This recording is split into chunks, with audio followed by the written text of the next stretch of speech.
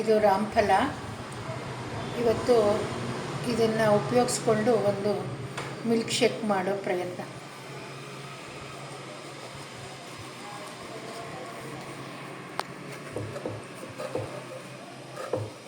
ಇದನ್ನು ಹೀಗೆ ಕಟ್ ಮಾಡಿ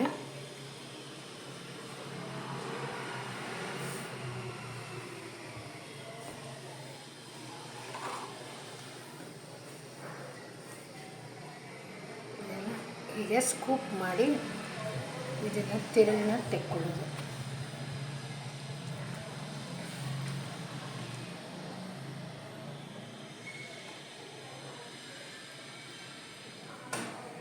ಇದು ಸೀತಾಫಲದ ಜಾತಿಗೆ ಸೇರಿದ ಒಂದು ಹಣ್ಣು.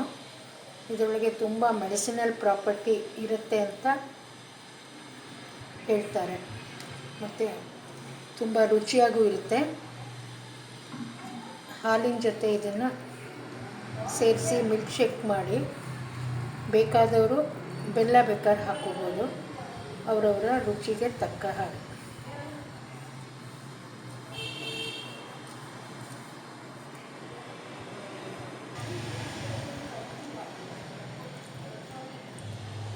ಇದರಿಂದ ಬೀಜದಿಂದ ಬೇರ್ಪಡಿಸೋಕ್ಕೆ ಮಿಕ್ಸಿನಲ್ಲಿ ಇದ್ರ ತಿರುಳನ್ನೆಲ್ಲ ಹಾಕಿ ಒಂದು ರೌಂಡು ವಿಪ್ಪರ್ ಮಾಡಿದ್ರೆ ಬೀಜ ಬೇರ್ಪಡುತ್ತೆ.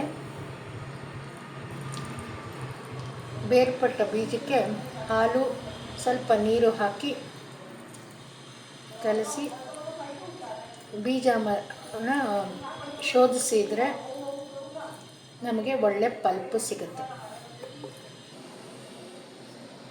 ತೆಗೆದ ಪಲ್ಪ್ಗೆ ಹಾಲು ಹಾಕ್ತಾಯಿದ್ದೀನಿ, ಬೀಜನ ಸಪ್ರೇಟ್ ಮಾಡೋಕ್ಕೆ. ಇದು ನಮ್ಮ ತಲಕಾಡಿನಲ್ಲಿರೋ ತಲಕಾಡು ನ್ಯಾಚುರಲ್ಸ್ ಅನ್ನೋ ಒಂದು ಫಾರ್ಮಿಂದ ತಗೊಂಡಿರೋ ಹಣ್ಣು, ಮತ್ತು ನಮ್ಮ ಮಲ್ನಾಡು ಗಿಡ್ಡ ಹಸುವಿನಿಂದ ಬಂದ ಹಾಲಿನಿಂದ ಇವತ್ತು ನಾನು ರಾಮಫಲದ ಮಿಲ್ಕ್ ಶೇಕ್ ಮಾಡ್ತಿದ್ದೀನಿ. ಇದು ಒಂದು ಸತಿ ವಿಪ್ ಮಾಡಿ ತೆಗಿಬೇಕಷ್ಟೆ.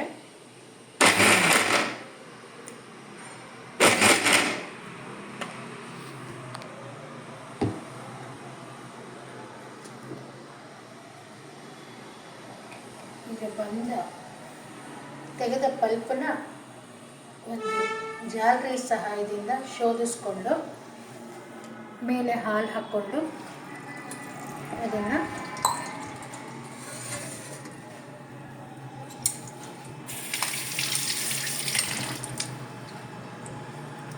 ಒಂದು ಚಮಚದ ಸಹಾಯದಿಂದ ಬೀಜನ ಸಪ್ರೇಟ್ ಮಾಡ್ತಾಯಿದ್ದೀನಿ.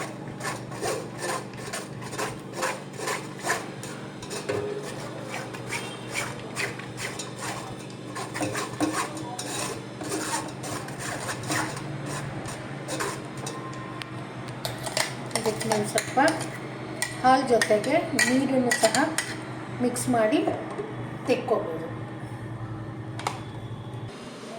ಈಗ ಮಿಕ್ಸಿಯಿಂದ ಪಲ್ಪನ್ನು ಬೀಜದಿಂದ ಬೇರ್ಪಡಿಸಿದ್ದೀವಿ. ಇದನ್ನು ಶೋಧಿಸ್ಕೊಂಡು ಈ ಥರ ನಮಗೆ ಪಲ್ಪು ರೆಡಿಯಾಗಿದೆ. ಇದನ್ನು ಪಲ್ಪ್ ತೆಗಿಬೇಕಾದ್ರೆ ವಿಪ್ಪರ್ ಜಾಸ್ತಿ ಮಾಡಬಾರ್ದು, ಯಾಕೆಂದರೆ ಬೀಜ ಒಡೆಯೋ ಸಾಧ್ಯತೆ ಇರುತ್ತೆ. ಈಗ ಇದನ್ನು ನಾನು ಒಂದು ಗ್ಲಾಸ್ ಲೋಟಕ್ಕೆ ಹಾಕ್ತಾಯಿದ್ದೀನಿ. ಅವರವರ ರುಚಿಗೆ ಅನುಗುಣವಾಗಿ ಸಕ್ಕರೆ ಅಥವಾ ಬೆಲ್ಲ ಸ್ವಲ್ಪ ಹಾಕಿ ಇದನ್ನು ಕಲಸಿ